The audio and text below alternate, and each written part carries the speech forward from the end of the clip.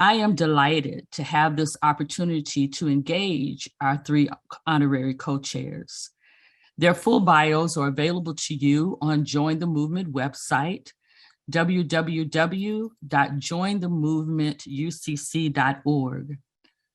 But I want to introduce them by way of what brings them into this space briefly for you tonight.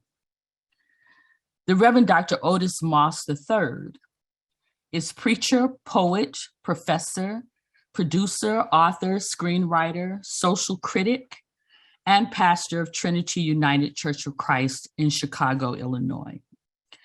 With civil rights advocacy in his DNA, Pastor Moss has built his ministry on community advancement and social justice activism, using every creative gift bestowed upon him to illuminate spiritual and social malignancies in this world and infuse them with the hope of the gospel. As founder of Unashamed Media Group, Dr. Moss's sermonic cinematography transforms movie screens into extensions of the sanctuary, inviting the world to engage the gospel in new and relevant ways. His earlier publications include Redemption in a Red Light District and The Gospel According to the Whiz and Other Sermons from Cinema. He co-authored The Gospel Remix, How to Reach the Hip Hop Generation, with 3 other contributors, and Preach, The Power and Purpose Behind Our Praise with his beloved father. His latest publication, Dancing in the Darkness, is scheduled for release in early 2023, and we have already captured him to do a release for us as well. Our second speaker. This is a quote from Reverend Naomi Washington-Leapheart. If my faith cannot offer me something in the wilderness moments, it isn't worth having. Reverend Naomi Washington-Leapheart is a womanist scholar, public theologian, professor, author, singer, healer, social critic, system navigator, and a voice of hope in the hollow. For so many, the church has failed to preach a gospel to which they belong. Reverend Washington-Leapheart is the director of faith-based and interfaith affairs for the mayor's office in Philadelphia.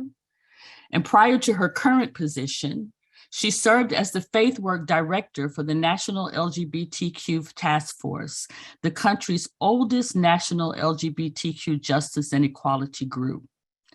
She is also an adjunct professor at Villanova University, where her exegetical brilliance continues to equip students to interrogate sacred texts in ways that are faithful to the relationship of a dynamic culture with a still-speaking God. Reverend Washington-Leapheart's work is included in the volume From Generation to Generation, a commemorative collection of African-American millennial sermons from the Festival of Preachers, 2010 to 2015. Our third honorary co-chair, Reverend Dr. Starsky Wilson, is the visionary leader and public theologian who serves as president and CEO of the Children's Defense Fund and CDF Action Council. CDF envisions a nation where marginalized children flourish. Leaders prioritize their well-being and communities wield the power to ensure they thrive. As pastor of St. John's beloved community church in St. Louis, Missouri during the Ferguson Uprising, Dr. Wilson led that church in hosting the Black Lives Matter Freedom Ride to Ferguson, and was later appointed as co-chair of the Ferguson Commission by Governor Jay Nixon. The commission, under his leadership, released Forward Through Ferguson, a path toward racial equity, calling for sweeping changes in policing, the courts, child well-being, and economic mobility, which still guides the racial equity work in St. Louis today. Dr. Wilson is board chair for the National Committee for Responsive Philanthropy and for the Forum of Theological Exploration. He also serves on the boards of Duke Divinity School, Samuel DeWitt Proctor Conference, and the Robert Wood Johnson Foundation. Welcome to all three of you, and thank you for joining this movement with the United Church of Christ. I have an opening question, and I invite you to respond to it however you are led. You heard the quote that I began with from Mrs. Coretta Scott King: struggle is a never-ending process. Freedom is never really won. You earn it and win it in every generation. These words remind me of the Apostle Paul's writings, as found in Hebrew, the 11th chapter, the 13th verse. All these people died still believing what God had promised them. They did not receive what was promised, but they saw it all from a distance and welcomed it. We believe racial equity is possible despite the historical narratives, systemic barriers, and generational trauma that suggest otherwise. What anchors you, each of you, in this movement that may never end?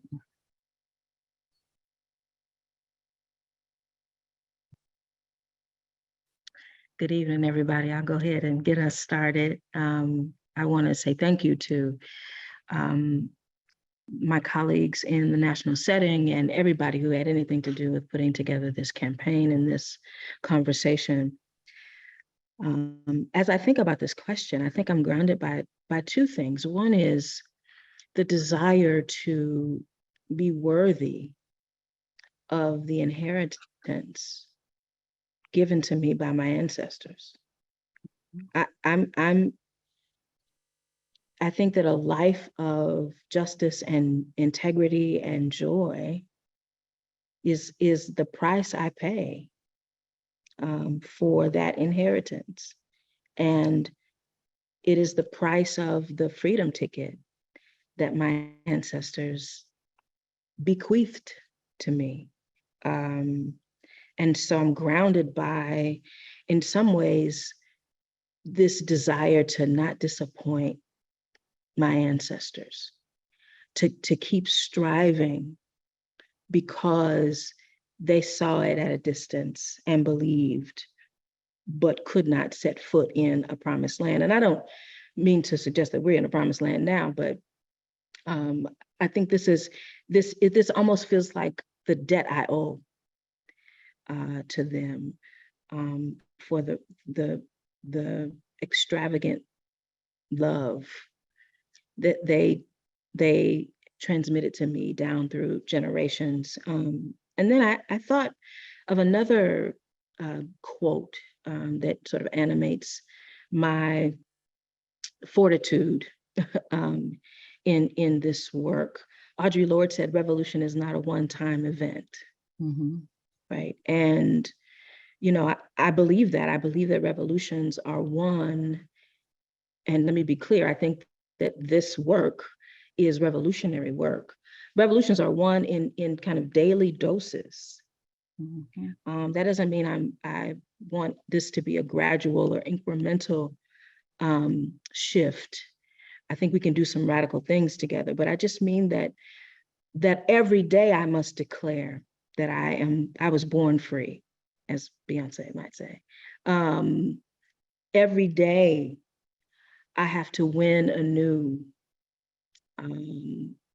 the dignity that is my birthright. I have to realize anew, rather, the dignity that I've inherited. So those are the things that come to my mind when I think about how I'm anchored and grounded in this work. I feel that deeply. Thank you. Thank you. Reverend Starsky, what would you say? First, I say thank you. I have my gratitude for the opportunity to be a part of this conversation, for those who are convening and guiding this campaign, and whomever left the door open long enough for me to slide through the gate. I really, what Reverend Naomi said resonates with me. And for me, it's really specific. It's not just a what, it's a who anchors me. So it's Laureen Turner and R.L. Turner. These are my grandparents, my late grandparents. My mother called my grandmother, who I call Momo. So we call Momo and Papa. So I'm being all formal here. This is Momo and Papa. Momo was, as my mother called her, the most educated domestic in the state of Texas. She had a degree from Jarvis Christian College. She grew up in East Texas. And during the summer, I rode with her on the DART bus across town from Oak Cliff to Highland Park, which some people only know because it's the only neighborhood where a president and a vice president live near one another. The Bushes live near one another and clean people's homes. And I played around in areas where I could not be seen or would not be known as she cleaned other people's homes and got a chance to see a side of community and life that I would have never seen, and saw how she operated to help support our family life by doing that work.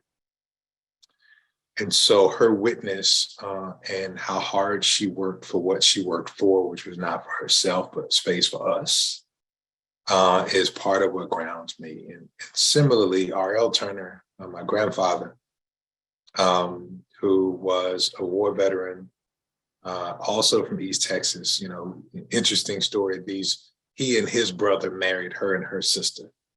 And coming back from the war, he worked as a chef and a cook. He learned to cook, worked as a cook. And he worked at Highland Park cafeteria. So where she was cleaning the homes across the neighborhood, he was in the cafeteria, and his work, his faithful work there, created space that anytime anybody, including all of my uncles, aunt, my mom, at any point who needed a job or a second job, they could work at Highland Park cafeteria somewhere because of his faithfulness. And he's the person who taught me about discernment of vocation. After my grandmother passed away and he was alone in the house, I went to stay there with him in my latter years of high school. And he said, said something when he was upset with me one time. He said, look, there ain't but three things you got to do in life: find your place, get in your place, and stay in your place. It was a stern warning, but what it came to mean to me was that I had to discern every now and then what was the right space for me to be in and how I should show up. And that anchor, that reminder that there is always a place for me, but it requires regular discernment, and the witness and the ethic of my grandmother that created space for all of us, even in a world that didn't honor her dignity, her credentials, or her work, are the anchors for me in this work. Thank you. Thank you. So it doesn't start with us. It goes back generations. Pastor Moss, what say ye about this anchoring piece? First, I want to echo a thank you to yourself, Dr. Blackmon, to all those who have organized, and echo everything that has been stated. I do also want to say thank you in the manner in which you lifted up the work of 16th Street and Reverend Price. And the reason I want to say that is that within the Black church tradition, Abyssinia and Mother Bethel in Philadelphia hold a heritage.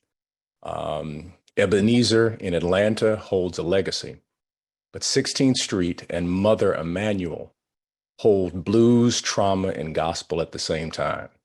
And I'm just grateful for your work, Reverend Price, and I just wanted to acknowledge that. What anchors me is Magnolia Moss, my grandmother I never met, and Otis Moss Sr., my grandfather I never met. Magnolia Moss died 6 months after giving birth to her youngest child because of medical apartheid, because they would not treat her in Troup County, Georgia.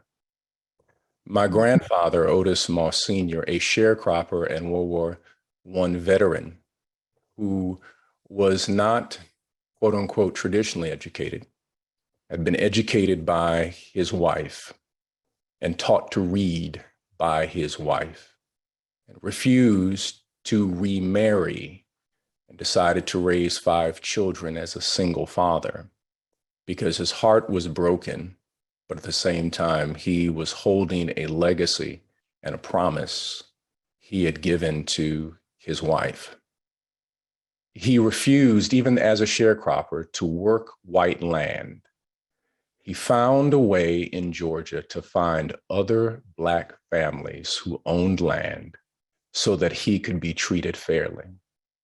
And when Governor Talmadge, and I am not making this up, Governor Talmadge, who was the governor of Georgia, made the statement that he was going to ensure that, he didn't use the word Negroes, Negroes never vote in a Georgia election again, because he wanted to make Georgia, I'm not making this up, Georgia great again. He made the decision that he would go out and he would vote, walked 18 miles to 3 polling places, started out in the day, came home at night, wore his best suit, and never had the opportunity because he was denied at each step. He told his 5 children that it's your responsibility to take hold of this legacy and ensure that your children's children are able to do what your mother never could and your father has attempted to do but has been denied. He was killed by a drunk driver 6 weeks before he was able to cast the next vote for the next election. And as a result, all of my aunts, my uncle, and my father became committed to voting rights advocacy. And it's almost a cuss word in my family to say, you are not going to vote. And so I'm grounded by the beautiful scent and spirit of Magnolia and the strength of Otis Sr.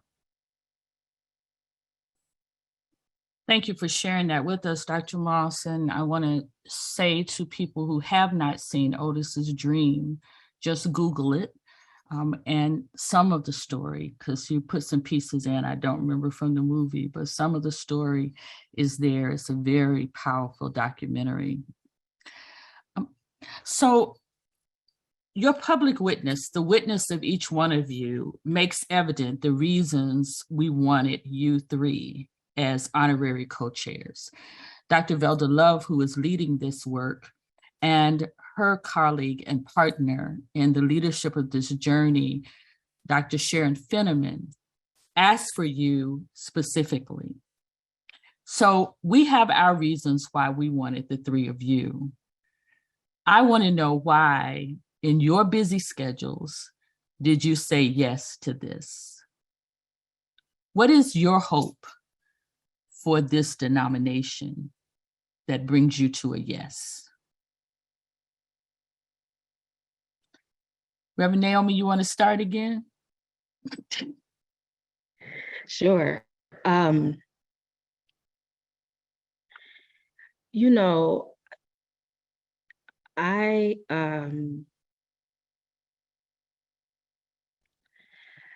was raised in a church setting where the money matters were somebody else's business. And by that, I mean, not mine, you know, that I was singing, you could sing in the choir, and you can, you know, might give you a little Sunday school class or whatever, but the money matters. What we were invested in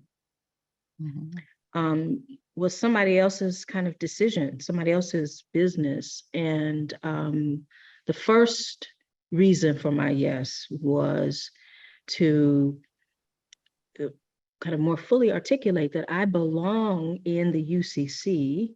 This UCC can claim me and I can claim it, in part because we're busting down the door to the private closed room where money matters are discussed.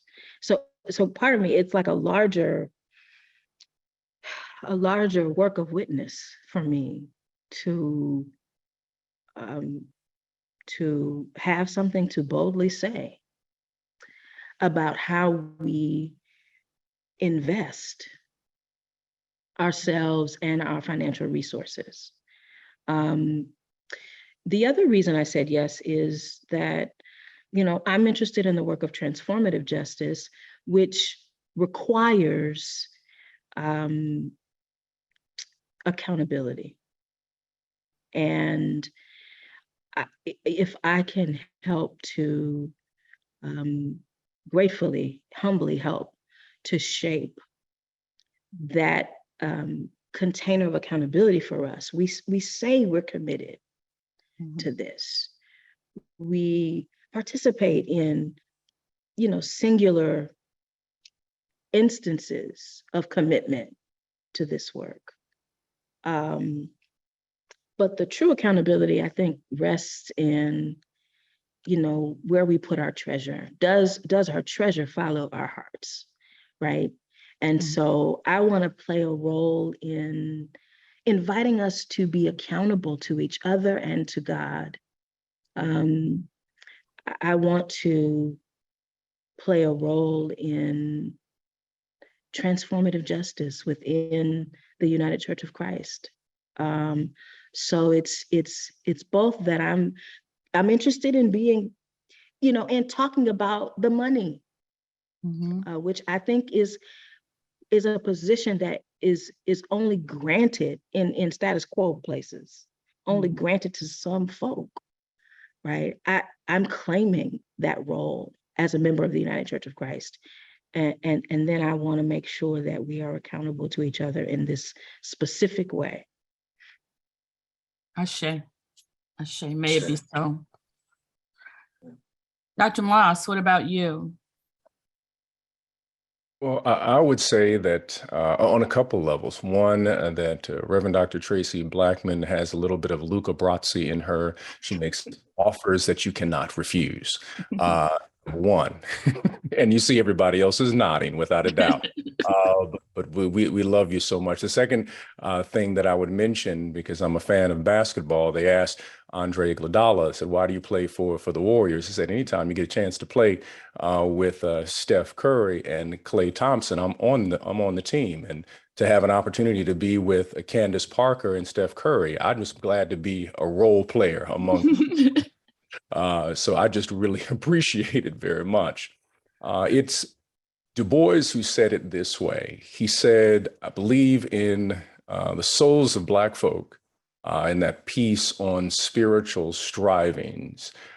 He said it, America has yet to find peace from its sins, and the freedman has yet to find freedom in a promised land. And I believe that is our call, to be a part of the work of imagination, of reimagining what is not yet, but functioning as if it is. And that is the role of the prophet. The prophet has the radical creative ability to imagine, and that is the great gift that God has given us, to see what doesn't exist, but function as if it does. And I must celebrate the UCC because it has been a part of radical imagination, whether the work of the Amistad or having the imagination of the American Missionary Society with Howard University, Hampton University, all of these HBCUs where they were utilizing radical imagination. And when anybody's imagining radically, I'm there so that we can get into some holy mischief together. Ashe, thank you for that. Dr. Wilson. Wow. So all the things that have been said are just absolutely true. And I'm with it, at some point, somebody's going to write this story and my name's going to be next to Otis Moss III and Reverend Naomi Washington-Leapheart. And so when they write it down, it's true. So, that's part of it. I'll say at least three other reasons really quickly. The first one is vocational for me. It has always been the case that, and my adult life has been primarily, like many UCC clergy, bivocational. And so I've worked in philanthropy and faith in the same space and done both in the interest of justice and well-being of children and families, and specifically by use of changing and shifting systems. And so, you know, when I asked Paul's question, you know, was this my place? This was my place based on what I knew about where God had placed me before. The other one is political. What Reverend Washington-Leapheart says is absolutely true. Where we place an emphasis that I have seen over the course of a career, working with African-American leadership giving initiatives, working to move money toward movements, that there is an interest in investing resources and collecting resources for racial justice work. And that generates power for the work, both seeing it be successful and moving the resources and seeing how resources move within institutions to make these things be true. So I have a political interest that racial justice is critically important to me. And it is my firm belief that if we will live that out, the church has to lead in such. And finally, it's missional. We talk about this moment in American life, and I tell people a lot, you know, when we talk about children in America, I consider the mission of the Children's Defense Fund, more than 50% of America's children are Black and brown. We have come to a point where you cannot speak about children and not speak about racial justice. You cannot speak about racial justice sustainably without speaking of children.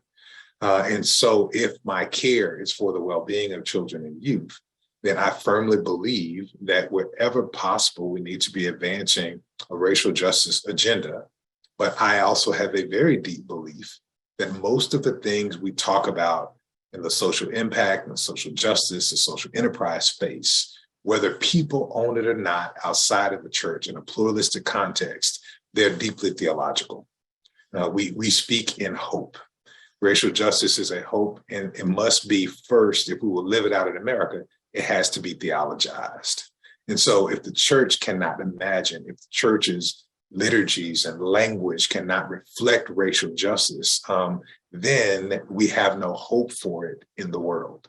And so this campaign calling the church into this work explicitly with the best of its resources, its story, and its financial resources gives me a great hope for how we might live out a mission to care for children and families in this yet to be United States. Amen. I could talk to you all night, and people know that, so that's why they give me a time limit. I have one closing question, but I want to loop a whole lot of things in it, and you can take whatever piece you want to take of it. This thing about hope for children and hope for the church. I want to talk a little bit about this community that children belong in and belong to, but are often rendered invisible. I want to talk about children like that little girl that I've been looking at every time Reverend Starsky comes on the screen, who's wearing a mask at an age that wants to make me cry, that says, "Get your knee off of my neck." I want to talk about her for a moment. What are your hopes for this church that claims her,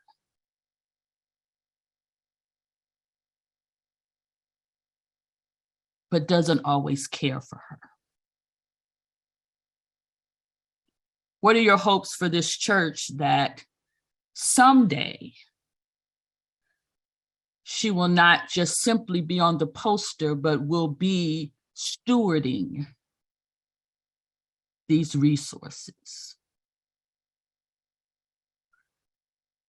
What is your hope for her that we might do with what's already in the house This is not about having to go out and get money. The money's in the house. I invite you to frame your closing response in this way. I imagine a church where what?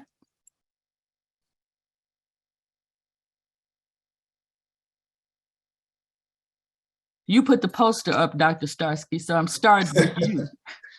Yeah, I love this question. I imagine a church where the children's sermon is not a prelude to the preaching.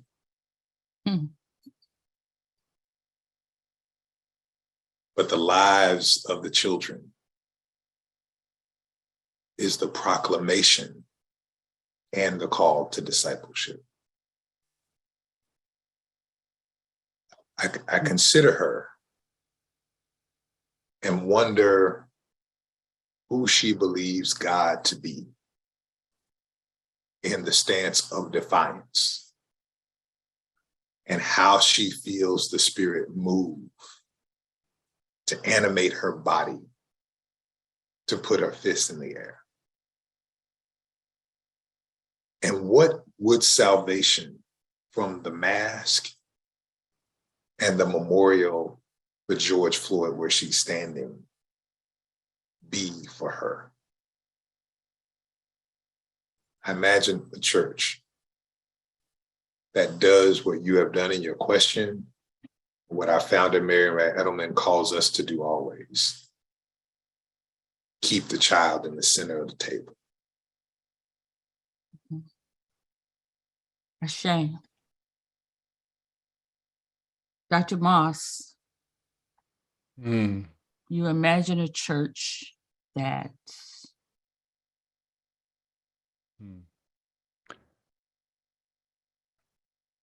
I imagine a church where children and youth ministry is not a line item in the budget, but is the budget of the church. I imagine a church without separate tables for children, but they are centered for the celebration of all of our meals. I imagine a church that has not forgotten the beauty of holy laughter and play and imagination that children have, that doesn't celebrate buildings, but just like a church, they can find a little box and use their imagination to create so many magnificent things. I imagine a church that says, why not and why? Why can't we? Imagine a church that raises so many questions, like a 5-year-old wanting to know why we can't do it. I imagine a church that has so much energy, it passes out at midnight to go to sleep, but then wakes up at 5 a.m. to do some more work. I imagine a church that functions like children, that gets excited about hugs from elders and embraces people of so many different ethnicities and backgrounds, because children just raise the question, do you love me? And want to spread love. I imagine a church, a church that's filled with people who play in a band like children. Even though it sounds like complete, utter noise, it's played with such incredible joy. I imagine that church. I imagine a church as I witnessed some children playing. One child was left out, and a little 4-year-old walked over to the one who's left out and wrapped his arm around another young boy.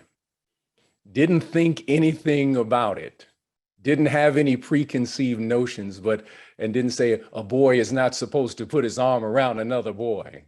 He just said, you were left out. Come on in and let's play this game.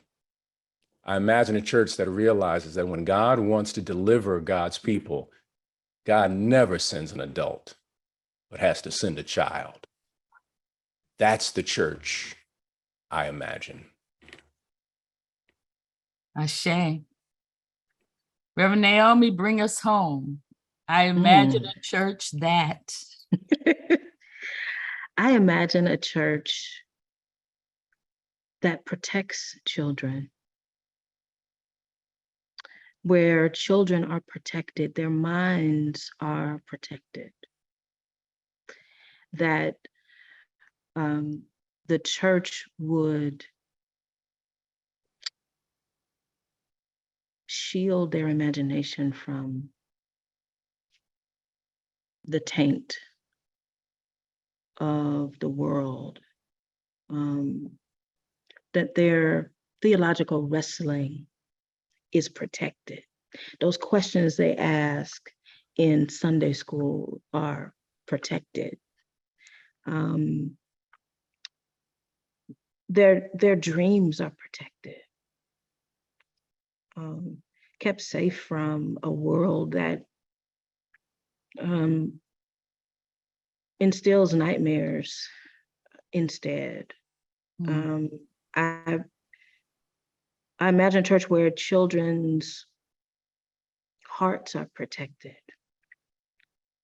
That doesn't give them a God who is essentially an abuser. Doesn't give them a God who is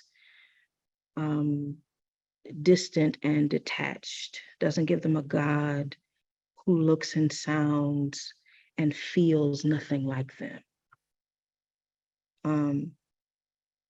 Where children's messiness and candor are protected, where the children's futures are protected. I just imagine a church that keeps children safe. And if we can keep our children safe, ideologically safe, psychologically safe, emotionally safe, materially safe, then perhaps we will be becoming the church that God is inviting us to be. Ask how the children are, and you'll know how we doing, right? So I just imagine that this girl, this Black girl, can come to a church where she can declare, I thank God for making me Black.